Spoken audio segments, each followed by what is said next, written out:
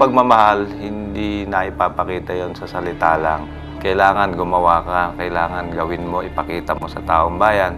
At yun ay kailangan galing sa puso. Ngayon pong maga na to, kaya po ngayon na ginawa itong munting selebrasyon ng aking kaarawan. Bukas po ang aking talagang kaarawan. Alam niya naman po yan. Kaya lang po kasi ngayon ginawa ito dahil bukas po ay maghapon ho ako sa labas. Dahil ang naisip ko, itong aking kaarawan ay ang gawin ko na lang ay mag-serbisyo.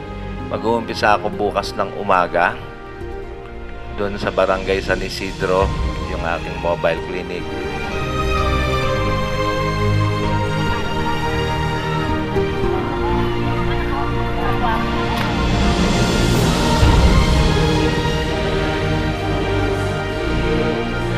Maging sa kalusugan, gusto ko maging malusog ang bawat mamamayan.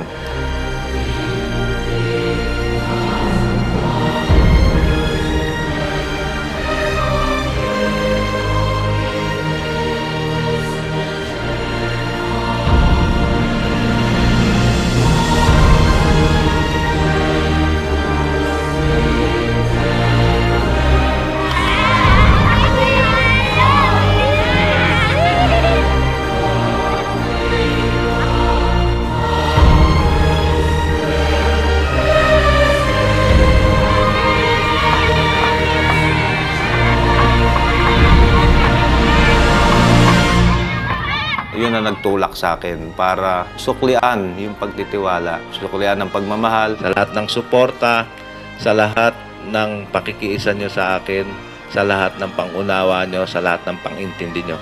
Maraming salamat sa lahat.